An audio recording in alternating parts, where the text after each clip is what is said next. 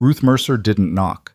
The crying inside was too raw, too desperate, the kind that comes from a child who stopped believing anyone will answer. She pushed open the splintered door of the farmhouse and found a little girl crouched over a pot of charred beans, sobbing into her apron while a boy no older than 4 tugged at her skirt, whimpering for food. No parents, no warmth. Just 2 children starving in a house that smelled like ash and abandonment. If you want to see how a stranger's kindness can rebuild a shattered family, and whether Ruth's past will cost her the only home she's ever truly wanted, stay with me until the end. And if this story reaches you, hit that like button and drop a comment with your city so I can see just how far this journey travels. Ikit. The road had swallowed Ruth whole for 3 weeks straight, and she'd stopped counting the towns that had turned her away. It wasn't the lack of work. Plenty of kitchens needed hands, plenty of sick folks needed tending. But the moment they saw her face, the conversation changed. Too plain, too tired. Too much scar tissue around the eyes from years of squinting into the sun and swallowing disappointment. They wanted someone younger, prettier, less weathered by life. Someone who looked like she still had hope to spare. Ruth had run out of that a long time ago. She'd buried her husband 2 years back, watched the fever take him in 4 brutal days, and spent the months after that trying to hold on to their little patch of farmland outside Tulsa. But debt didn't care about grief, and the bank didn't care about widows. She'd lost the house, the chickens, the garden she'd planted with her own blistered hands. All of it gone before she could catch her breath. So she walked, town to town, job to job, sleeping in barns when people let her and under bridges when they didn't. She carried a canvas bag with 2 dresses, a wool blanket, and a small iron skillet she refused to leave behind because it had been her mother's. That skillet had cooked 1,000 meals, survived 2 moves and a house fire, and it felt like the only proof she'd ever had a life that mattered. The sun was sinking fast when she spotted the farmhouse. It sat crooked against the horizon, half hidden by a stand of cottonwoods and a fence that looked like it had given up years ago. The barn leaned hard to the left, missing boards like broken teeth, and the yard was choked with weeds tall enough to scrape her knees. But there was a chimney, and chimneys meant warmth, maybe work, maybe a meal and a roof for the night if she offered to chop wood or mend something. Ruth adjusted the strap of her bag and started up the path. That's when she heard it, crying. Thin and high-pitched, the kind that comes from a child who's been at it so long, their voice has gone ragged. Ruth stopped mid-step, her chest tightening. She knew that sound. She'd heard it once before, years ago, when a neighbor's baby had been left alone for 2 days while his mother lay dying in the next room. She moved faster.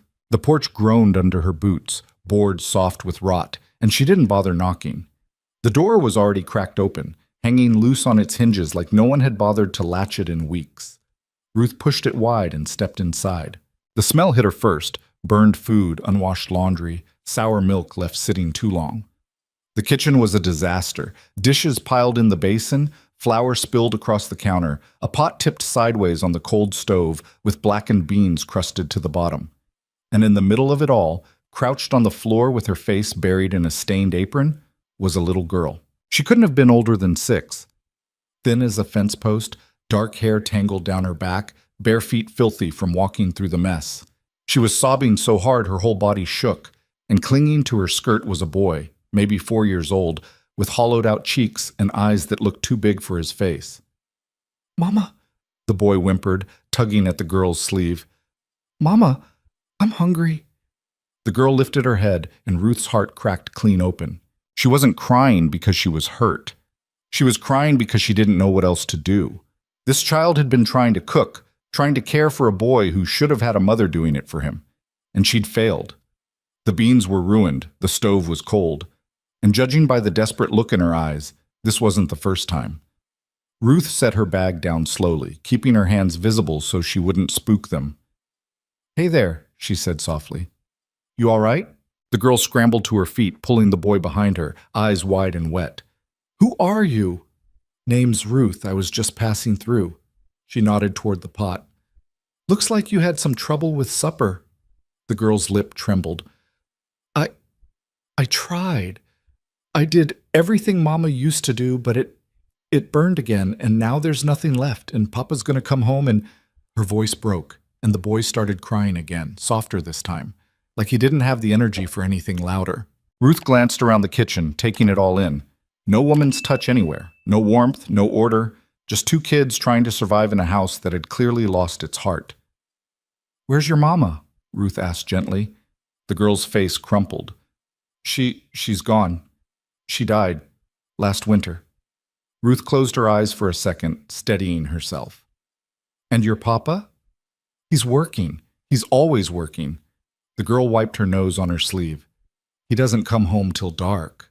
Ruth looked at the boy, who had stopped crying and was now staring at her with a kind of blank exhaustion that no child should ever wear. His cheeks were sunken, his clothes hung loose, and his hands trembled slightly as he gripped his sister's skirt. "What's your name, sweetheart?" Ruth asked him. "Benji," the girl answered for him. "And I'm Clara." Ruth crouched down so she was eye level with them.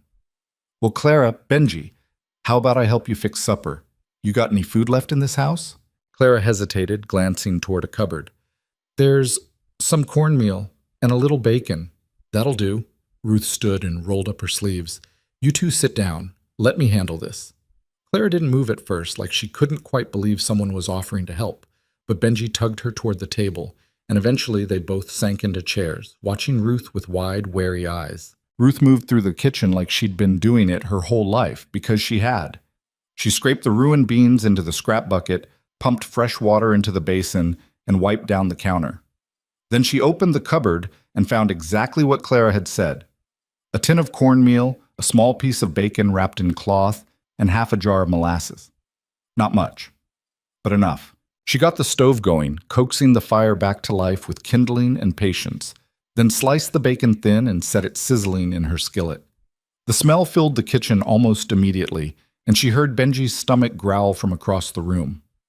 "When's the last time you ate?" Ruth asked, not looking up. Clara's voice was small. "Yesterday morning." Ruth's jaw tightened, but she didn't say anything. She just kept cooking. Mixed the cornmeal with water and a pinch of salt, poured it into the skillet after the bacon was done, and let it crisp up golden at the edges. Then she drizzled molasses over the top and slid 2 plates across the table. "Go on," she said quietly. "Eat." Benji didn't wait. He grabbed a piece of cornbread with both hands and shoved it into his mouth, chewing so fast Ruth thought he might choke. Clara ate slower, but her hands shook as she lifted the fork, and tears slipped down her cheeks even as she swallowed. Ruth turned away and busied herself with the dishes. She didn't want them to see her face right then, didn't want them to know how angry she was. Not at them, but at whatever man had let things get this bad. A father who worked himself blind while his children starved. A house with no warmth, no order, no love. She was still scrubbing the pot when the door opened. The man who stepped inside was tall, broad-shouldered, and looked like he'd been awake for 3 days straight. His clothes were caked in dirt, his hands calloused and raw, and his face was drawn tight with exhaustion. He stopped in the doorway, staring at the scene in front of him like he'd walked into the wrong house. His children, eating, plates full, the stove warm, the kitchen clean, and a stranger standing at his sink. "Who the hell are you?" he asked, his voice rough and low. Ruth set down the pot and turned to face him, wiping her hands on a rag. "Name's Ruth Mercer. I was passing by and heard your kids crying." The man's gaze flicked to Clara and Benji, who had both gone still, watching him with uncertain eyes.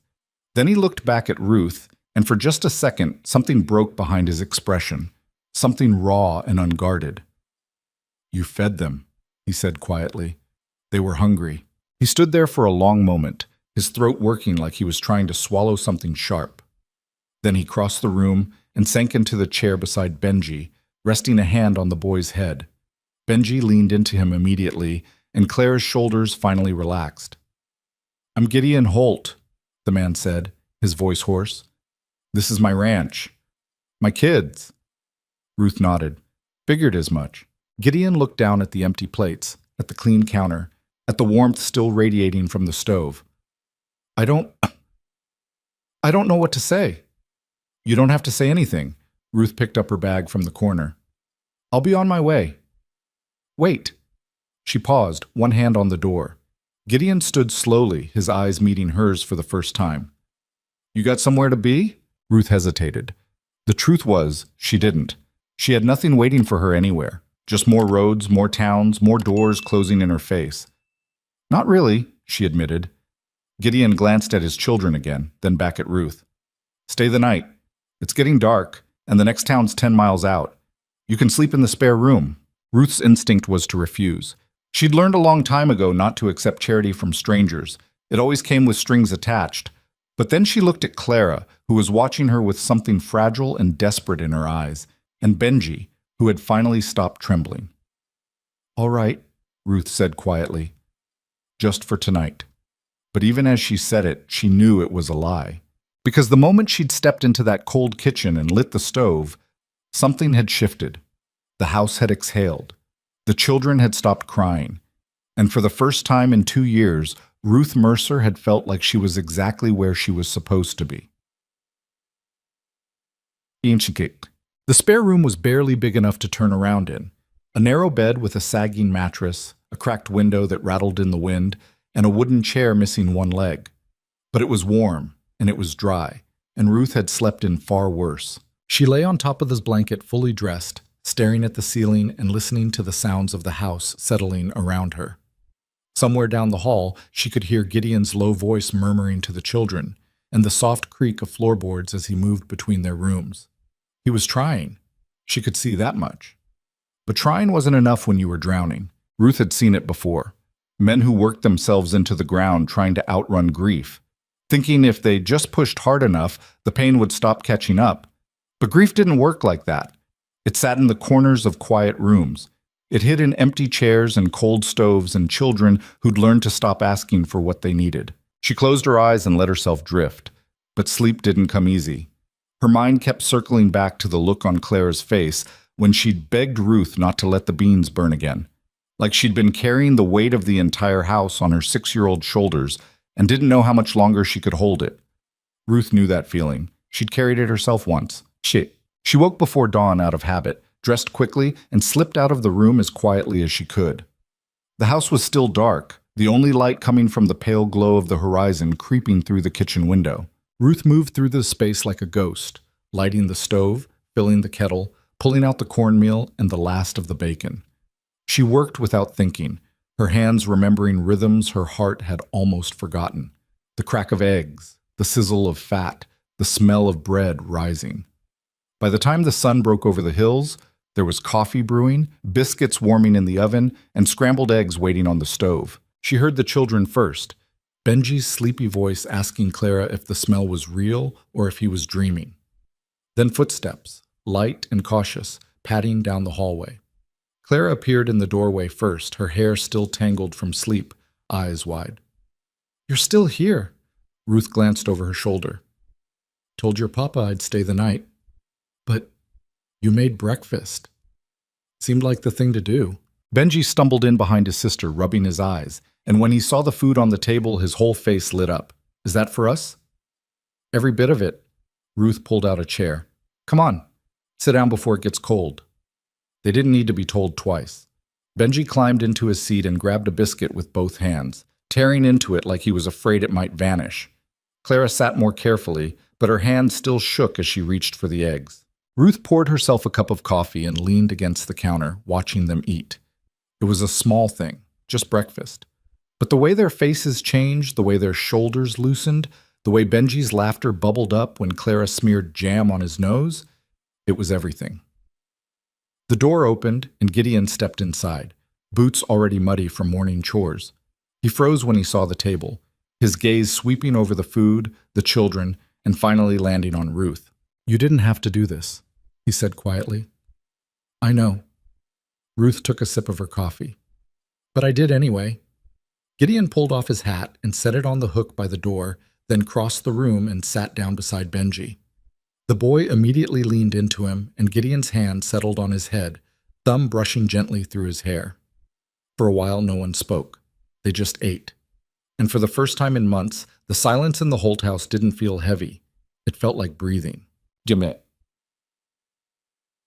Ruth stayed one more day, then 2, then a week. She told herself it was temporary. Just until Gideon got caught up on the work, just until the kids had a few decent meals in them, just until she figured out where to go next. But every morning, she woke up and lit the stove. Every afternoon, she mended clothes or scrubbed floors or planted seeds in the garden that had gone to weeds. And every night, she sat at the table with Clara and Benji and listened to them talk about their day, their voices growing louder and brighter with each passing hour. Benji followed her everywhere. He'd wake up early just to sit on the kitchen floor and watch her cook, asking questions about everything. Why the dough had to rise, why the chickens laid eggs, why the sky turned orange at sunset. Ruth answered every single one, her voice soft and patient, and Benji soaked it all in like he'd been starving for more than just food. Clara was harder to reach. She watched Ruth with careful eyes, like she was waiting for the moment the kindness would run out. She helped with chores without being asked, kept her room spotless, and rarely smiled. But sometimes, late at night, Ruth would hear her crying softly in her bed, and it took everything in her not to go in there and hold that little girl until the grief finally let go. Gideon worked from sunup to sundown, same as always. But he stopped coming home to a cold house. He stopped finding his children hollow-eyed and hungry. And slowly, so slowly Ruth almost didn't notice, he started talking again. Not much, just small things. Observations about the weather, questions about what needed fixing. A quiet thank you every time he sat down to a hot meal. But it was enough. Scheiß. 3 weeks in, Ruth made bread. Real bread. The kind that took hours of kneading and rising and waiting. She'd found a sack of flour in the back of the cupboard, older than it should have been but still good, and she couldn't resist. Bread had always been her favorite thing to make. Something about the way the dough came together under her hands, the way it filled the house with warmth and promise. She set the loaves on the table just as the sun started to set, golden and perfect, steam still rising from the crusts. Benji came running the moment he smelled it, eyes wide. "Is that bread? Real bread? Real as it gets." Ruth tore off a piece and handed it to him, still warm. "Careful, it's hot." He bit into it and let out a sound that was halfway between a laugh and a sigh, and Ruth couldn't help but smile. Clara came in next, slower, more cautious. She stopped at the edge of the table and stared at the loaves like they were something fragile, something that might break. "Go on," Ruth said gently. "There's plenty." Clara picked up a piece and held it in both hands, her throat working. Then she looked up at Ruth, and for the first time her eyes weren't guarded. "My mama used to make bread," she whispered. Ruth's chest tightened. "Did she?" Clara nodded. "Every Sunday. She'd let me help sometimes. I'd knead the dough and she'd—" Her voice cracked, and she looked down at the bread in her hands. "I forgot what it smelled like." Ruth crossed the room and crouched down in front of her, meeting her eyes. "Your mama sounds like she was a wonderful woman." Clara's lip trembled. "She was. And I bet she'd be real proud of how you've been taking care of your brother." A tear slipped down Clara's cheek, and she wiped it away quickly, like she was ashamed of it. But Ruth reached out and gently took her hand. "You don't have to carry it all by yourself anymore," Ruth said softly. "You hear me?" Clara stared at her for a long moment, and then, slowly, carefully, she nodded. That night, after the children were in bed and the house had gone quiet, Ruth sat at the kitchen table with a cup of tea and stared out the window at the dark fields beyond. She should leave. She knew that. She'd stayed too long already, let herself get too comfortable, let these kids start depending on her. And dependencies were dangerous. They led to expectations, and expectations led to disappointment. Ruth had learned that lesson the hard way. But then she heard the soft creak of the floorboards behind her, and Gideon stepped into the kitchen, still wearing his work clothes, his face shadowed in the dim light. "Thought you'd be asleep by now," he said quietly. "Could say the same about you." He crossed to the stove and poured himself a cup of coffee, even though it was late and the caffeine would probably keep him up till dawn. Then he sat down across from her, cradling the mug in his rough hands. For a long time, neither of them spoke. Finally, Gideon broke the silence. "I don't know how to thank you," he said, his voice low, "for what you've done here." Ruth shook her head. "You don't need to thank me." "I do."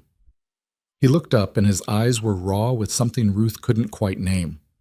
"My kids were dying in this house. Not fast, not all at once, but slowly, and I didn't know how to stop it. Ruth's throat tightened. You were doing your best. My best wasn't enough. He set the mug down, his jaw tight. I thought if I just kept working, kept the ranch going, kept putting food on the table, I thought that would be enough. But it wasn't. They needed more than that. They needed... He trailed off, his hands clenching into fists. They needed someone to see them, Ruth finished quietly. Gideon nodded, and for a second Ruth thought he might break, but he held it together, same way he'd been holding it together for months. And when he finally spoke again, his voice was steady. How long are you staying? Ruth hesitated. She'd been asking herself the same question every night since she'd arrived, and she still didn't have an answer. I don't know, she admitted. Gideon watched her for a long moment, and then he stood, picking up his mug. Well, he said quietly, as long as you're here, you've got a place at this table. He left without waiting for a response, his footsteps fading down the hallway. And Ruth sat there in the dark kitchen, staring at the bread she'd made, the warmth she'd brought, the life she'd somehow stumbled into. She should leave, but she didn't want to, and so the days turned into weeks. And the weeks started blurring together in a way that made Ruth forget to count them anymore. She fell into a rhythm she hadn't known she was craving. Up before dawn, fire lit, coffee brewing by the time the first light crept through the kitchen window. Benji would stumble out in his nightshirt, rubbing his eyes and climbing into the chair closest to the stove, and Ruth would hand him a piece of warm bread with butter melted into the cracks. Clara took longer to appear, always dressed and tidy, hair already braided like she couldn't let herself be caught unprepared. But she'd sit down eventually, quiet and watchful, and Ruth would slide a plate in front of her without a word. Gideon was always gone by the time they woke, out fixing fences or mending the barn roof or hauling water from the creek. He worked like a man trying to outrun something he couldn't name, and Ruth didn't push him to slow down.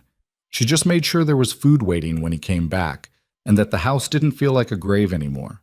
It was a strange kind of peace, fragile, temporary, but real.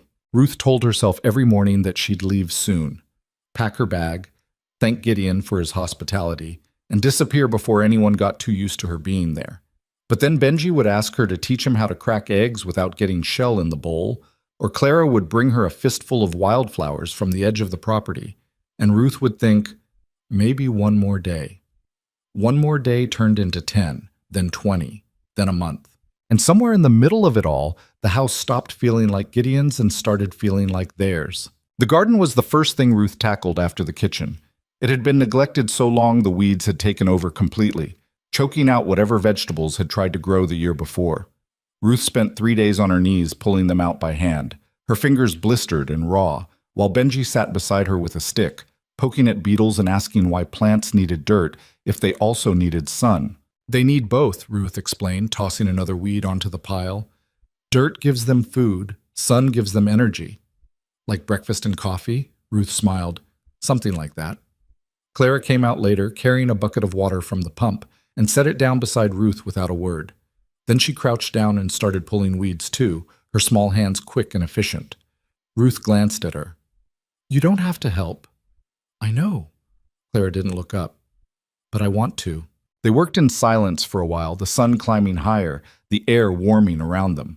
Ruth could hear Benji humming to himself, making up a song about a beetle named Frank who lived under a rock. It was off-key and nonsensical, but it made Ruth's chest ache in a way she couldn't quite explain.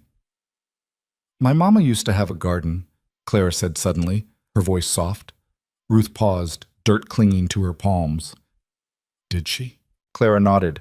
Tomatoes, beans, squash. She'd let me help plant the seeds every spring. She pulled another weed, her jaw tight. But after she got sick, Papa didn't have time to keep it up. And then she died, and nobody touched it again. Ruth's throat tightened. I'm sorry, sweetheart. Clara shrugged, but her hands had stopped moving. It's all right. Everything dies eventually. The words hit Ruth harder than they should have. She looked at this little girl, 6 years old and already carrying grief like a stone in her chest, and felt something crack open inside her. That's true, Ruth said quietly. But things can grow back too, if you give them the chance. Clara looked up at her, eyes wide and searching, and for a moment Ruth thought she might say something else. But then Benji shrieked with laughter, holding up a worm he'd found, and the moment passed. By the time the sun started sinking, they'd cleared half the garden. Ruth planted seeds for carrots and onions and peas, pressing them into the soil with care, while Clara marked each row with sticks, and Benji watered everything with more enthusiasm than accuracy.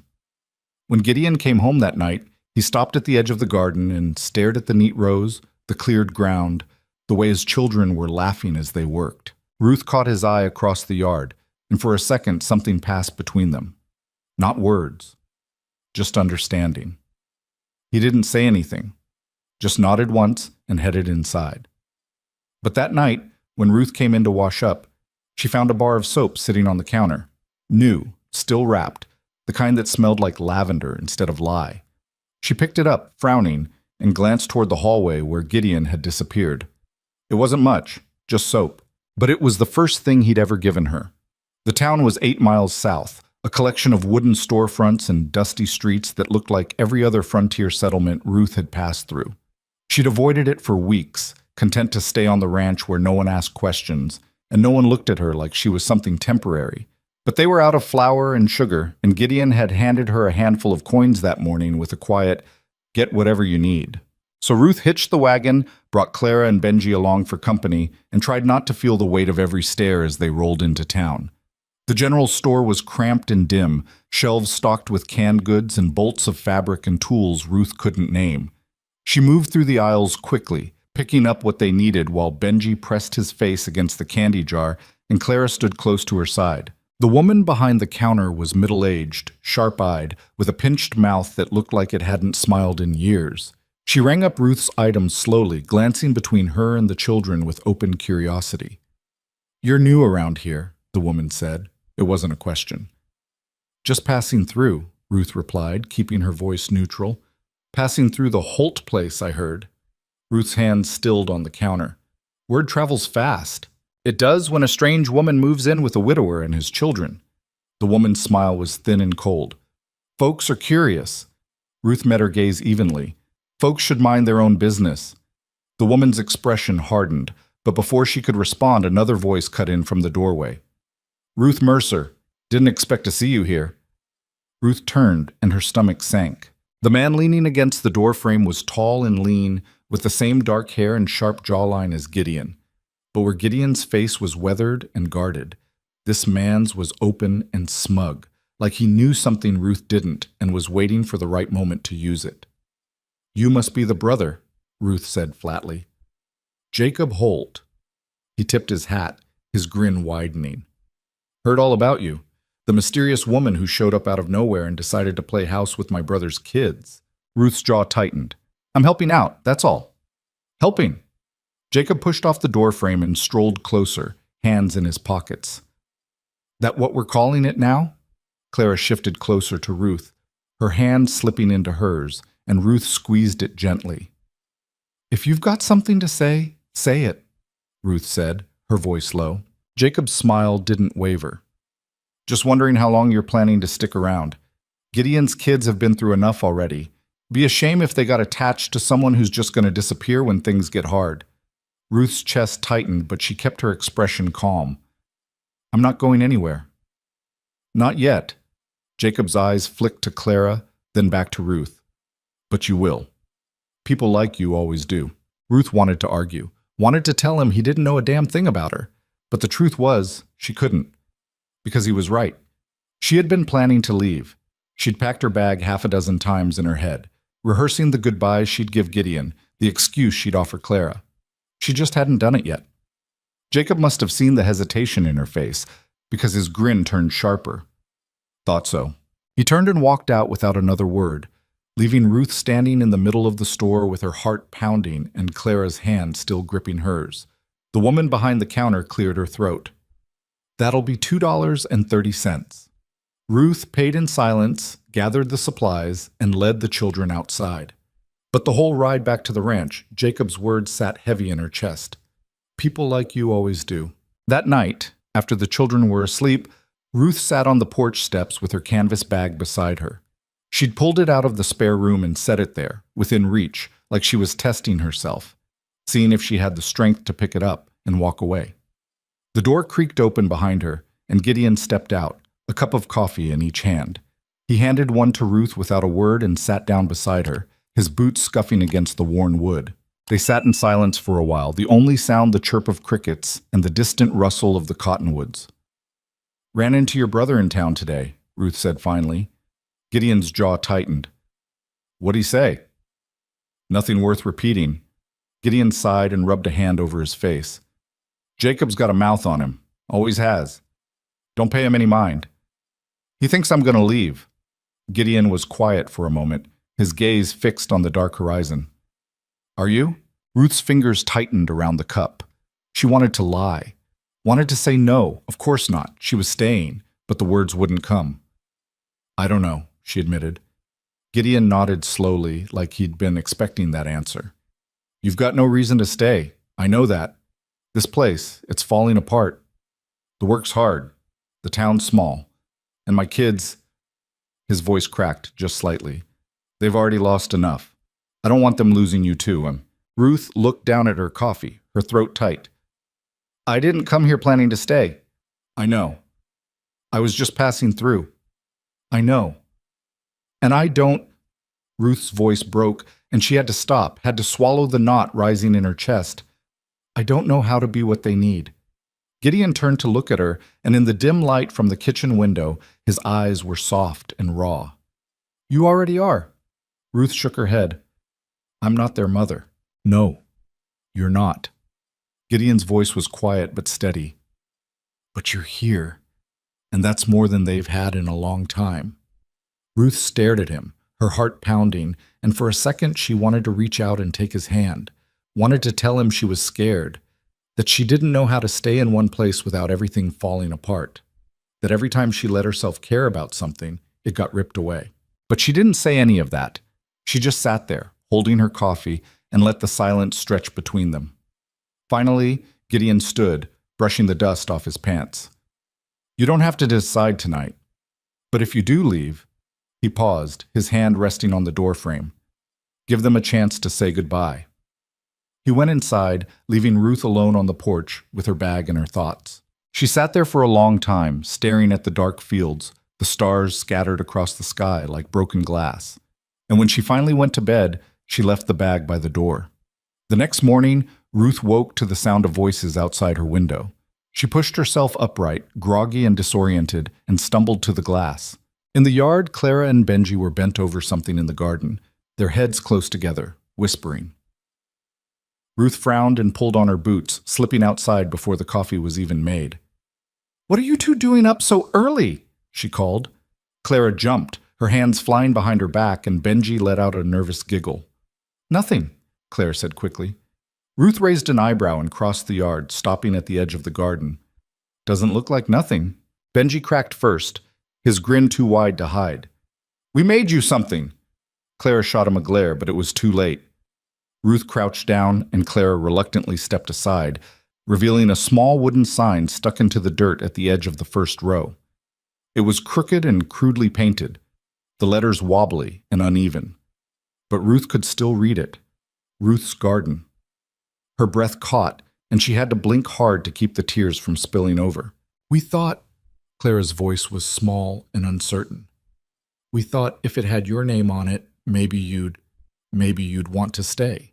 Ruth stared at the sign, at the way the paint had dripped in places, at the care these two kids had put into something so simple, and something inside her broke open completely. She reached out and pulled them both into her arms, holding them tight against her chest. Clara stiffened at first, like she'd forgotten what it felt like to be held, but then she melted into Ruth's embrace, her small hands gripping the back of Ruth's dress. Benji buried his face in her shoulder, and Ruth closed her eyes, breathing them in. "I'm not going anywhere," she whispered, her voice shaking. "You hear me? I'm staying."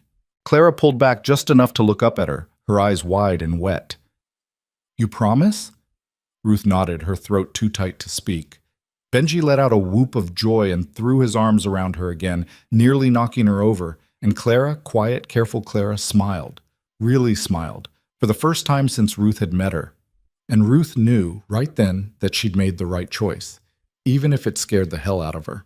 The weeks that followed were different, lighter somehow, even though the work didn't let up. Ruth still woke before dawn, still scrubbed floors and mended clothes and cooked meals that stretched their supplies thinner than they should have. But now, when she looked around the kitchen, she didn't see a place she was borrowing. She saw home. Benji stopped asking if she was leaving. He just assumed she'd be there, the same way he assumed the sun would rise and the chickens would lay eggs. He followed her everywhere, chattering nonstop, asking questions Ruth didn't always have answers to. Why did the moon change shape? Where did the wind come from? What happened to people after they died? Ruth answered what she could and deflected the rest, but she never brushed him off. Because she remembered what it felt like to be a kid with too many questions and no one willing to listen. Clara was slower to soften, but the walls were coming down. She started laughing more. Small, quiet giggles at first, then louder bursts when Benji did something ridiculous. She stopped keeping her room obsessively clean and let her hair down more often. Let herself be messy and 6 years old instead of a little adult carrying the weight of the world. One afternoon, Ruth found her sitting on the porch steps with a rag doll she'd pulled from somewhere deep in her room. The doll was faded and worn, one arm stitched on crooked, and Clara was whispering to it like it could hear her. Ruth sat down beside her, not saying anything, and Clara glanced up. "This was my mama's," Clara said quietly. "She made it when she was little." Ruth's chest tightened. "It's beautiful." Clara traced her finger along the doll's threadbare dress. "I haven't played with it since she died. I thought if I touched it too much, I'd forget what she looked like." Ruth swallowed hard. "Do you still remember?" Clara nodded. "But it's getting fuzzy, like she's fading." Ruth reached out and gently tucked a strand of hair behind Clara's ear. "You won't forget her, sweetheart. She's part of you. And that doesn't fade." Clara looked up at her, eyes shining. "Do you miss your mama?" Ruth's breath hitched. She hadn't talked about her mother in years, hadn't let herself think about the way she'd died. Slow and painful, wasting away in a bed that smelled like medicine and sweat. Ruth had been 15, too young to understand how final it was, too old to pretend it wasn't happening. "Every day," Ruth said softly. Clara leaned into her side and Ruth wrapped an arm around her shoulders, holding her close. They sat like that for a long time, the doll cradled between them, the sun sinking low on the horizon. Gideon noticed the change too. He didn't say much. He never did. But Ruth caught him watching sometimes, watching her braid Clara's hair in the morning, watching her teach Benji how to tie his boots, watching her hum while she kneaded dough, flour dusting her hands in her apron. He started staying inside longer in the evenings, lingering at the table after supper, instead of disappearing back out to the barn. He'd sit with his coffee and listen to Benji's endless stories, or help Clara with the simple sums Ruth had started teaching her, or just exist in the same space as them without the weight of grief pressing him into the ground. One night, after the kids were asleep, he found Ruth in the kitchen scrubbing out the stew pot. She was elbow deep in soapy water, sleeves rolled up, hair falling loose from the bun she'd pinned that morning. "You don't have to do that now," Gideon said from the doorway. "It can wait till morning." Ruth glanced over her shoulder. "I'm already here. Might as well finish." Gideon crossed the room and picked up a dish towel, drying the plates she'd already washed and stacking them neatly on the counter. They worked in silence for a while, the rhythm easy and familiar. "Jacob came by today," Gideon said eventually. Ruth's hand stilled in the water. "What'd he want?"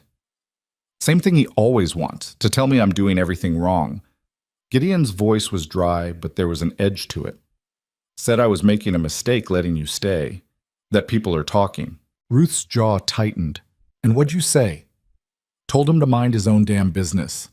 Ruth huffed a quiet laugh, and Gideon's mouth twitched into something that might have been a smile. "He's not wrong, though," Gideon added quietly. "People are talking." Ruth pulled the pot out of the water and set it on the counter with more force than necessary. "Let them talk." "They're saying things, Ruth. About you. About us." "I don't care what they're saying." "You should." Gideon turned to face her, his expression serious. "This is a small town. Reputations matter. And right now, you don't have one." Ruth dried her hands on her apron, her chest tight with frustration. "So what do you want me to do? Leave?" "No." The word came out sharp, almost desperate, and Gideon's jaw worked like he was trying to swallow something bitter. I don't want you to leave, but I don't want you to suffer because of me either. Ruth stared at him, her heart pounding. I'm not suffering. Not yet. But you will. The longer you stay here without... He stopped, rubbing a hand over his face. People are going to assume things, and those assumptions are going to hurt you. Ruth's throat tightened. She knew what he was trying to say, knew what the town was already whispering, that she was living under his roof, caring for his children, sharing his table, that there was something improper about it, something scandalous. Then what do you suggest? Ruth asked, her voice low. Gideon looked at her for a long moment, and something shifted in his expression, something raw and uncertain. I could give you my name, he said quietly. Ruth's breath caught. What? Marriage. Gideon's voice was steady, but his hands were clenched at his sides. It had stopped the talk. Give you protection. Make it official. Ruth's heart was pounding so hard she thought it might crack her ribs. You're asking me to marry you. I'm offering. Gideon's gaze didn't waver. Not because I expect anything from you, but because it's the only way I know to keep you safe. Ruth's chest felt too tight, too full. She wanted to say yes, wanted to take the offer and let it anchor her to this place, to these people, to the life she'd accidentally built. But something in her recoiled at the idea of being someone's obligation, someone's burden. I don't need your name to stay here, Ruth said, her voice shaking. I don't need a piece of paper to care about your kids. I know you don't. Gideon stepped closer, his eyes locked on hers. But I need you to be safe. And this is the only way I know how to do that. Ruth shook her head, tears burning at the corners of her eyes. I don't want to be your duty, Gideon. You're not. His voice cracked, and he reached out, his hand hovering just above hers. You're the only thing holding this family together, and I can't... He stopped, his throat working. I can't lose you too. Ruth stared at him, at the desperation in his eyes, and felt something break inside her. But she couldn't say yes, not like this, not when it felt like charity. I need to think, she whispered. Gideon nodded slowly, his hand dropping back to his side. Take all the time you need. He left the kitchen without another word, and Ruth stood there in the dim light, her hands trembling, her heart in pieces. That night she packed her bag again, not because she wanted to leave, but because she needed to know if she could. She laid it on the bed, open and waiting, and stared at it until the room went dark. Then she sat on the floor with her back against the wall and let herself cry for the first time since she'd arrived. She cried for the husband she'd lost, for the life she'd tried to build and failed, for the kids sleeping down the hall who deserved better than a broken woman pretending she knew how to be whole, for Gideon, who'd offered her everything and asked for nothing, and for herself, because she didn't know how to accept it. She cried until there was nothing left, and then she lay down on the floor and closed her eyes. When she woke, it was still dark. The house was silent, the kind of deep quiet that only comes in the hours before dawn. Ruth pushed herself upright, her body aching, and looked at the bag on the bed. Then she heard it. Footsteps. Small and soft, padding down the hallway. Ruth opened the door just as Clara appeared, Benji's hand clasped tightly in hers. The little boy was half asleep, stumbling along in his nightshirt, his face creased with confusion. Clara's eyes were wide and red-rimmed, like she'd been crying too. You're leaving, Clara whispered. Ruth's heart stopped. Clara, I saw your bag. Clara's voice broke. You packed it. You're leaving. Ruth crouched down, meeting her at eye level. I'm not... Don't lie. Clara's hands were shaking. Everyone leaves. Mama left. And now you're leaving too. Benji's lip trembled, and he looked up at Ruth with big, confused eyes. You said you'd stay. Ruth's chest cracked open. She reached out and pulled them both into her arms, holding them as tightly as she could. I'm sorry, she whispered, her voice breaking. I'm so sorry. I got scared and I... Clara pulled back, tears streaming down her face. We need you. I know. So stay. Clara's voice was fierce and desperate. Please, just stay. Ruth looked at her, this brave, broken little girl who'd been through too much and still had the strength to ask for what she needed. And then she looked at Benji, who was clinging to her like she was the only solid thing in the world, and she knew she couldn't leave. Not now, not ever. I'm staying, Ruth said, her voice steady. I promise. I'm staying. Clara let out a shaky breath and buried her face in Ruth's shoulder, and Benji wrapped his arms around her waist. They stayed like that until the sun started to rise, tangled together on the floor of the spare room, and when Ruth finally stood, she picked up the bag, walked to the corner, and shoved it under the bed where she'd never have to look at it again. The morning came slow and quiet, sunlight creeping through the window in pale strips that fell across the three of them still huddled on the floor. Ruth's back ached from the hard wood, and her arms had gone numb from holding Clara and Benji through the night, but she didn't move. She just sat there, listening to their breathing even out, feeling the weight of them against her chest like an anchor she'd been searching for her whole life. Eventually, Clara stirred, lifting her head and blinking in the early light.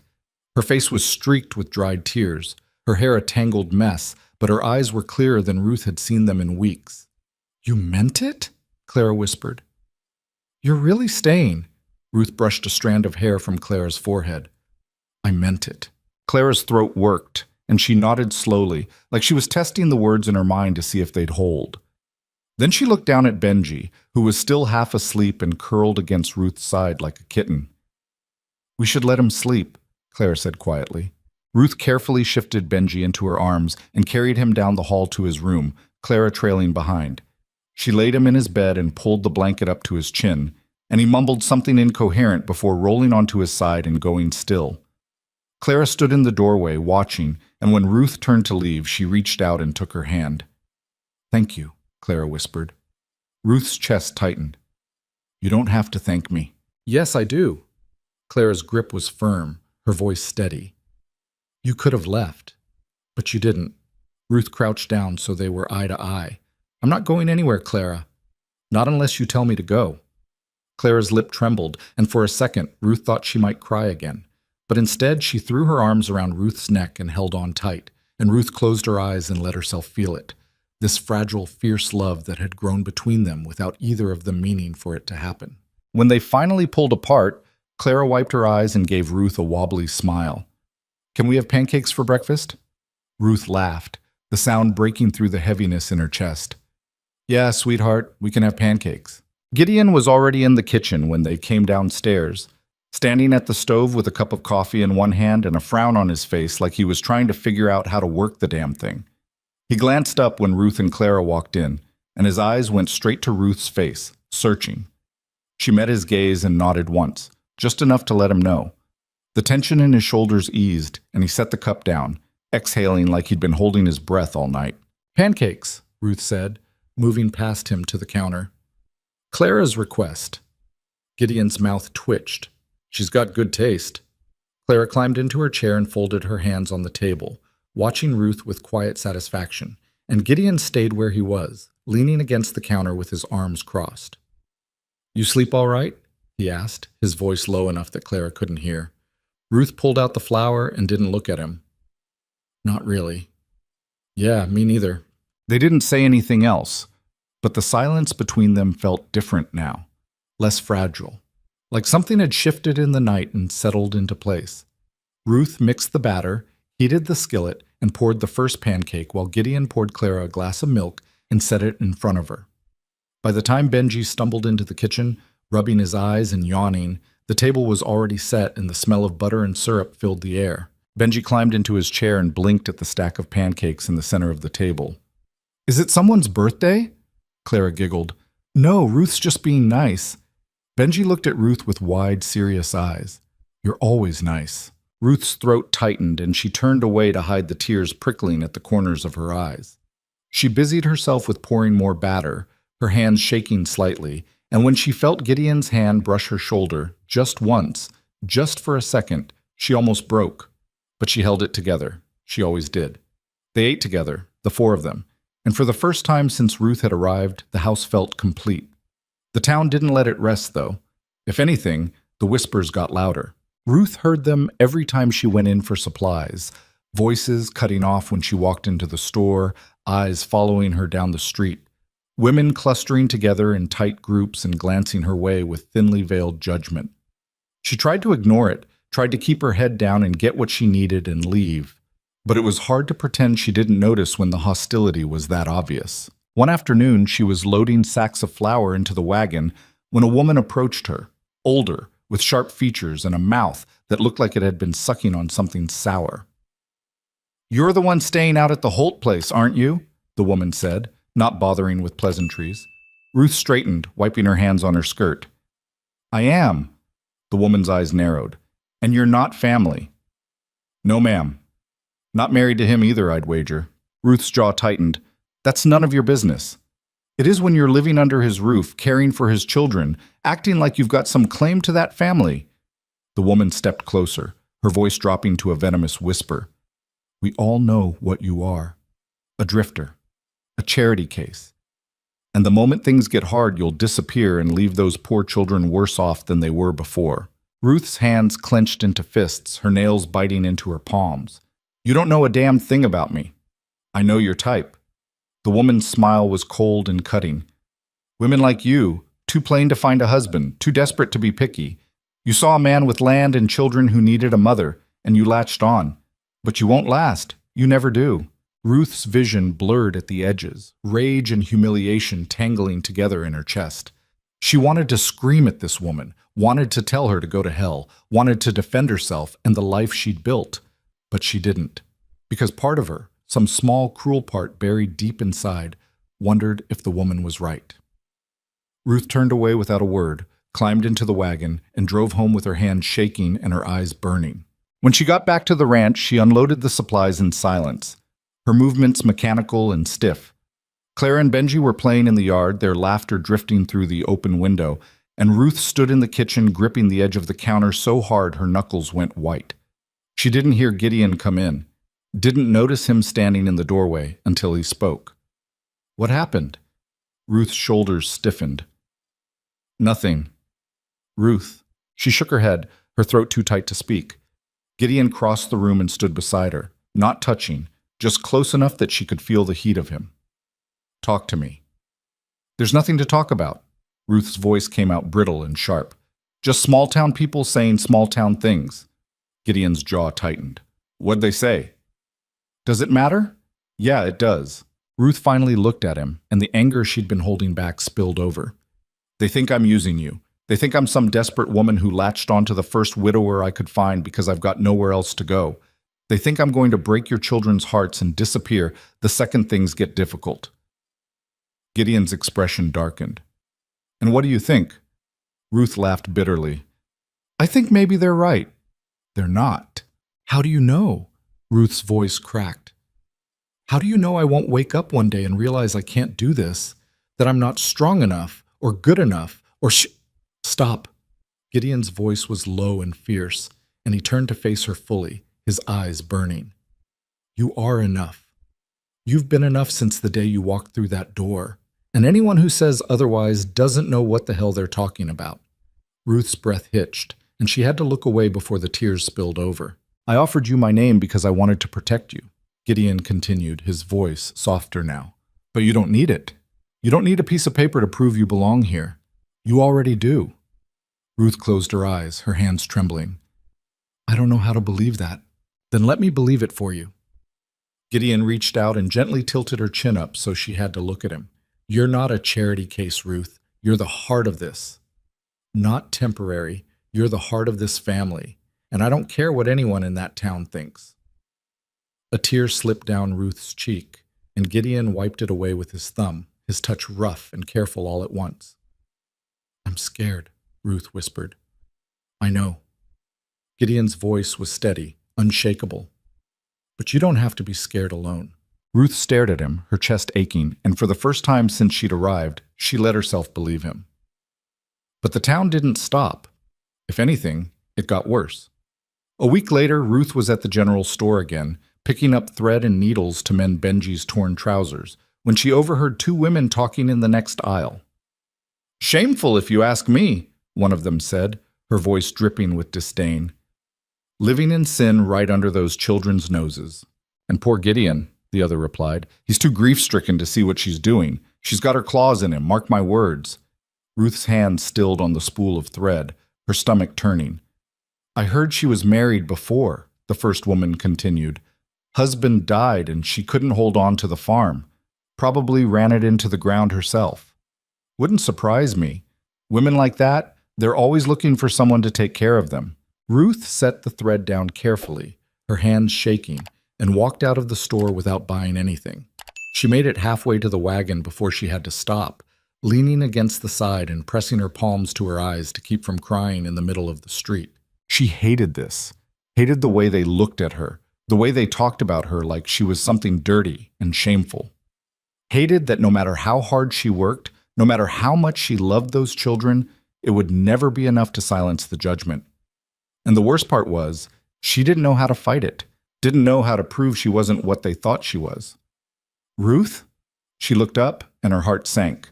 Jacob Holt was standing a few feet away, his arms crossed, and his expression unreadable. "Heard them talking about you," he said. Ruth straightened, wiping her eyes quickly. "Then you heard wrong." "Did I?" Jacob tilted his head. "Because from where I'm standing, it looks like they hit a nerve." Ruth's jaw tightened. "What do you want, Jacob?" "Just checking in." His smile was thin and sharp. "Making sure you're still planning to stick around." "I already told you." "I know what you told me." Jacob stepped closer, his voice dropping. "But words are cheap. And so far all I've seen is a woman playing house while my brother falls apart trying to hold his ranch together." Ruth's hands clenched into fists. "I'm helping him." "Are you?" Jacob's eyes were cold. "Because from what I can tell, you're just another mouth to feed, another burden he doesn't need." Ruth's chest felt like it was caving in, but she forced herself to meet his gaze. "You don't know what you're talking about." "Don't I?" Jacob leaned in, his voice a low hiss. "Those kids have already lost one mother. And when you leave, because you will leave, they're going to lose another. And that's on you." Ruth's vision blurred, and she had to turn away before he saw her break. Jacob watched her for a moment, then shook his head and walked off, leaving Ruth standing alone in the street with his words ringing in her ears. She didn't go back to the ranch right away. She couldn't. Not when she felt like this, raw and exposed and one wrong word away from falling apart completely. Instead, she drove the wagon out to the creek that ran along the eastern edge of the property and sat on the bank with her feet in the water, staring at the way the current moved over the rocks. She stayed there until the sun started sinking, the sky turning orange and pink. And when she finally climbed back into the wagon, her face was dry and her hands were steady. But something inside her had shifted. When she got home, Gideon was waiting on the porch, his arms crossed and his expression tight with worry. "Where were you?" he asked, his voice rough. "You've been gone for hours." Ruth climbed down from the wagon and started unhitching the horse. "I needed to think." "About what?" She didn't answer, just led the horse to the barn and brushed him down, her movements slow and deliberate. Gideon followed her inside, his jaw tight. "Ruth." "I ran into your brother in town," Ruth said finally, her voice flat. "He had some things to say." Gideon's expression darkened. "What did he say?" "That I'm a burden, that I'm going to leave and break your children's hearts." Ruth set down the brush and turned to face him. "And he's right, isn't he? That's what everyone thinks, that I'm just passing through, that I don't belong here." "That's not true, isn't it?" Ruth's voice cracked. "I've been here for months, Gideon, and I still don't have a place. Not really. I'm not your wife. I'm not their mother. I'm just—" She stopped, her throat closing up. "I'm just the woman who cooks your meals and cleans your house and pretends like that's enough." Gideon's hands clenched at his sides. "It is enough." "No, it's not." Ruth's eyes burned. "Because no matter how hard I work, no matter how much I care about those kids, it's never going to change what people think. And eventually, they're going to make it so unbearable that I'll have to leave just to survive it." "Then marry me." Ruth's breath caught. Gideon stepped closer, his eyes fierce and desperate. "Marry me. Take my name. Make it official, and then no one can say a damn thing." Ruth shook her head, tears spilling down her cheeks. "I don't want to be your obligation." "You're not," Gideon's voice broke. "You're the only thing keeping me sane, the only reason my kids smile anymore, the only reason this house feels like a home instead of a graveyard." Ruth stared at him, her heart pounding. "I'm not asking because I think I have to," Gideon continued, his voice raw. "I'm asking because I want to. Because I can't imagine this place without you. Because you're already family, Ruth. This just makes it real. Ruth's hands trembled and she had to look away. I don't know if I can be what you need. You already are. What if I'm not strong enough? You're the strongest person I know. Ruth closed her eyes and the tears came harder now, hot and relentless. Gideon reached out and took her hands, his grip firm and steady. Say yes. Ruth's breath shuddered and she looked up at him through blurred vision. What if I fail? Then we fail together. And in that moment, with his hands holding hers and his eyes locked on hers, Ruth felt something inside her finally let go. Yes, she whispered. Gideon's eyes widened, and for a second, he looked like he couldn't believe what he'd just heard. Yes. Ruth nodded, a broken laugh escaping her throat. Yes, I'll marry you. Gideon pulled her into his arms, holding her so tightly she could barely breathe, and Ruth buried her face in his chest and let herself cry, not from sadness, but from relief, from the bone-deep exhaustion of carrying everything alone and finally having someone to share the weight. They stood like that for a long time, the barn settling around them, the smell of hay and leather and earth filling the air. And when they finally pulled apart, Gideon cupped her face in his hands and pressed his forehead to hers. Thank you, he whispered. Ruth's throat was too tight to speak, so she just nodded and held on to him like he was the only solid thing in the world. They told the children the next morning. Ruth had barely slept, her mind spinning with 1,000 different worries and doubts. But when she walked into the kitchen and saw Clara and Benji sitting at the table, she knew it was the right decision. Gideon cleared his throat, and both kids looked up at him with curious eyes. Ruth and I have something to tell you, he said, his voice steady. Clara's brow furrowed. What is it? Gideon glanced at Ruth and she nodded, giving him permission to continue. Ruth's going to stay, he said quietly. For good. We're getting married. Benji's face lit up like the sun breaking through clouds. Really? Ruth's chest tightened. Really? Benji let out a whoop of joy and launched himself at Ruth, wrapping his arms around her waist and squeezing so hard she almost lost her balance. Ruth laughed, her hands settling on his back, and looked over at Clara. Clara was sitting very still, her face unreadable. Clara? Ruth said softly. You all right? Clara's eyes were shining, but she didn't move. Does that mean you'll be our mama? Ruth's breath caught, and she glanced at Gideon, who was watching Clara with quiet intensity. If you want me to be, Ruth said carefully. Clara's lip trembled, and then she nodded, slow and deliberate. I want you to be. Ruth crossed the room and crouched down in front of her, taking her small hands in hers. Then I will be. For as long as you'll have me. Clara's face crumpled, and she threw her arms around Ruth's neck, holding on so tightly Ruth thought her ribs might crack. But she didn't care. She just held Clara and let her cry, and when Benji wriggled his way into the hug too, Ruth closed her eyes and let herself feel the fullness of it. This strange, broken, beautiful family that had somehow become hers. Gideon stood at the edge of the room, his arms crossed and his eyes suspiciously wet, and when Ruth looked up at him, he gave her a small, crooked smile. And Ruth smiled back. The wedding was small. No church, no crowd, no fanfare.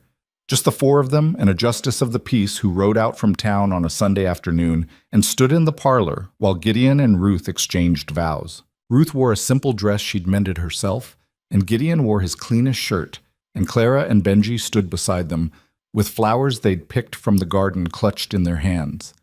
The justice read the words quickly, his voice flat and businesslike, and when he asked if they took each other, Gideon said, I do, without hesitation. Ruth's voice shook when she answered, but she meant it. I do. The justice pronounced them married, and Gideon leaned in and kissed her, brief and chaste, but enough to make her heart stutter in her chest. Benji clapped and cheered, and Clara smiled so wide it looked like it might split her face in half. And just like that, Ruth Mercer became Ruth Holt. That night, after the justice had left and the children were asleep, Ruth stood in the kitchen washing the dishes from supper and trying to wrap her mind around everything that had changed. She was married. She had a family. She had a name that meant something. She should have felt relieved, should have felt like the weight had finally lifted. But instead, She just felt terrified. Because now there was no going back. Now she was tied to this place, these people, this life, and if she failed, if she couldn't be the wife Gideon needed, the mother Clara and Benji deserved, there would be no escape. She was scrubbing a pot when Gideon came up behind her, his presence solid and warm. "You all right?" he asked quietly. Ruth set the pot down and dried her hands. "Yeah, just thinking." "About what?" She hesitated, then turned to face him. "About whether I made the right choice." Gideon's expression softened. "You did." "How do you know?" "Because you're here." He reached out and took her hand, his thumb brushing over her knuckles. "And that's all that matters." Ruth's throat tightened and she nodded, even though she wasn't sure she believed him. But she wanted to. More than anything, she wanted to. Gideon squeezed her hand once, then let go and headed toward the hallway. "Get some rest. Tomorrow's going to be long." Ruth watched him go, then turned back to the dishes, her mind still spinning. But when she finally climbed into bed that night, in the room she now shared with Gideon, in the house that was now legally hers, she let herself believe just for a moment that maybe everything would be okay, even if she didn't quite know how yet. The first morning Ruth woke up as a married woman, she lay still for a long time, staring at the ceiling and listening to Gideon's breathing beside her. He was already awake. She could tell by the way his body had gone rigid, like he wasn't sure what to do now that they were sharing a bed. They'd kept a careful distance all night, each clinging to their own edge of the mattress, and the space between them felt wider than the entire room. Ruth finally sat up, swinging her legs over the side and reaching for her dress. She dressed quickly, her movements quiet, and when she glanced back, Gideon was watching her with an expression she couldn't quite read. "Morning," he said, his voice rough from sleep. "Morning." Ruth smoothed her skirt and headed for the door. "I'll get breakfast started." She didn't wait for a response, just slipped out into the hallway and down to the kitchen, where the familiar rhythm of lighting the stove and measuring out flour gave her something solid to hold on to. Nothing had changed, she told herself. She was still the same person, still doing the same things. The only difference was a piece of paper and a name that felt strange on her tongue, but everything felt different anyway. Clara and Benji came down a little while later, both still sleepy-eyed and rumpled, and they climbed into their chairs without question. Benji reached for the jam before Ruth even set the biscuits down, and Clara yawned into her hand, blinking at the sunlight streaming through the window. "Is Papa still asleep?" Clara asked. "No, he's getting dressed." Ruth poured milk into 2 cups and set them on the table. "He'll be down in a minute." Benji swung his legs under the chair, his heels thumping against the wood. "Are we going to do something special today, since you and Papa got married?" Ruth paused, her hand on the coffee pot. "What kind of special?" "I don't know. Something fun." Benji grinned. "Like a picnic. Or fishing?" Clara rolled her eyes. "You just want to go fishing." "So? Fishing's fun." Ruth smiled despite herself. "We'll see. Your papa's got work to do, same as always." Gideon came down a few minutes later, his hair still damp from washing, and he sat at the head of the table like he always did. But when Ruth set his plate in front of him, their hands brushed, and they both froze for half a second before pulling away. Clara noticed. Ruth could see it in the way her eyes flicked between them, sharp and curious. But she didn't say anything, just took a bite of her biscuit and chewed slowly, watching. They ate in a silence that felt heavier than it should have, and when Gideon finished, he stood and grabbed his hat from the hook by the door. "I'll be out mending the fence on the north pasture," he said, not quite meeting Ruth's eyes. "Be back around noon." Ruth nodded. "I'll have lunch ready." He left without another word, and Ruth stood at the counter with her hands wrapped around her coffee cup, staring at the door he'd just walked through. "Are you and Papa fighting?" Clara asked quietly. Ruth turned, startled. "What? No, why would you think that?" Clara shrugged, her face carefully neutral. "You're acting weird." "We're not fighting." Ruth sat down across from her, her voice softening. "We're just getting used to things." "Used to being married?" "Yeah." Clara tilted her head, studying Ruth with an intensity that made her uncomfortable. "Do you love him?" Ruth's breath caught. She opened her mouth, then closed it again, unsure how to answer, because the truth was, she didn't know. She cared about Gideon, cared about him deeply, respected him, trusted him. But love? That was something else entirely. Something she wasn't sure she had the capacity for anymore. I care about him, Ruth said carefully. And I care about you and Benji. That's what matters. Claire's expression didn't change, but something flickered in her eyes. Disappointment, maybe, or understanding. Okay.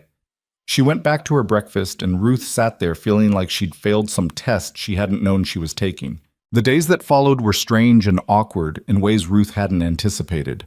She and Gideon moved around each other like two people learning a new dance, careful not to step on each other's toes, but never quite finding the rhythm. They were polite, considerate. They said please and thank you and excuse me, like strangers sharing a boarding house.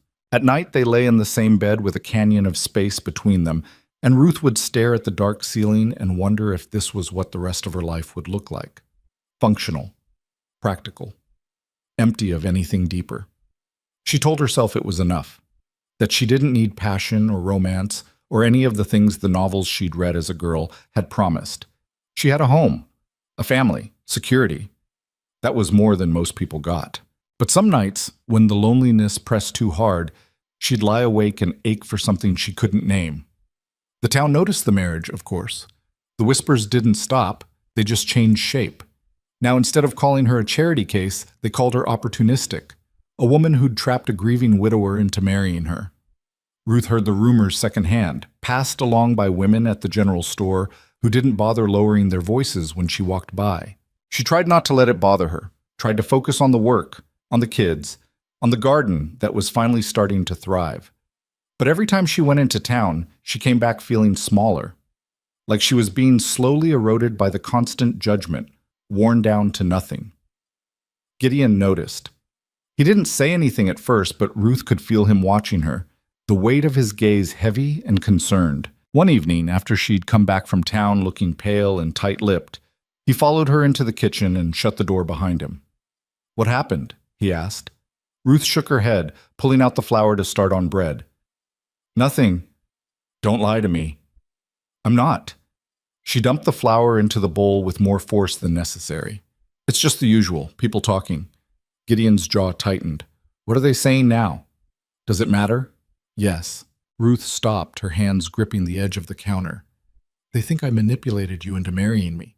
They think I'm using you for your land and your name. They think—" Her voice cracked, and she had to stop, had to swallow the knot rising in her throat.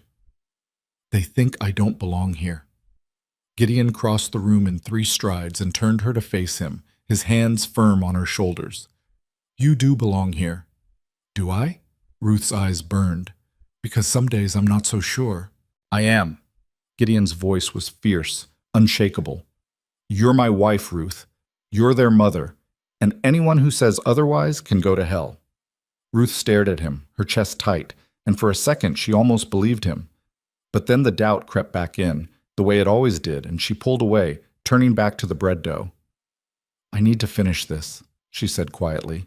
Gideon stood there for a long moment, and Ruth could feel the frustration radiating off him.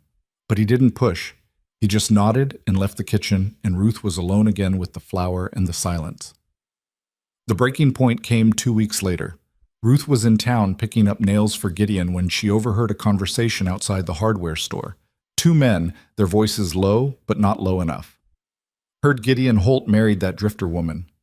"Yeah, desperate move if you ask me. Can't blame him, I suppose. Kids needed a mother, and he needed help with the ranch. But marrying the first woman who showed up? That's bound to end badly. Give it a year. She'll either run off or drive him into the ground trying to keep her happy." Ruth stood frozen, her hands clenched around the bag of nails, her vision blurring at the edges. She wanted to scream at them, wanted to march outside and tell them they didn't know what the hell they were talking about. But she couldn't move, couldn't breathe, couldn't do anything but stand there and let their words sink into her skin like poison. She made it back to the wagon before the tears came, and by the time she got home she was shaking so hard she could barely hold the reins. Gideon was in the barn when she pulled up, and he came out immediately, his face tight with concern. "Ruth? What's wrong?" She climbed down from the wagon, her legs unsteady, and shook her head. "Nothing. I'm fine." "You're not fine." Gideon reached for her, but she stepped back, her hands raised. "Don't." "Ruth? I said don't." Her voice broke, and the tears spilled over, hot and angry. I can't do this anymore, Gideon. I can't keep pretending that everything's fine when it's not. I can't keep going into town and hearing people say I'm ruining your life. I can't. Her voice gave out, and she pressed her hands to her face, sobbing. Gideon closed the distance between them and pulled her into his arms, holding her tightly, even as she tried to push him away. Let go, Ruth choked out. Please, just let go. No. Gideon's voice was rough, his grip unyielding. I'm not letting go. Ruth sagged against him, her strength finally giving out, and she cried into his chest while he held her and murmured quiet words she couldn't quite hear. When the tears finally stopped, Ruth pulled back, wiping her face with shaking hands. I'm sorry. Don't apologize. Gideon's eyes were fierce.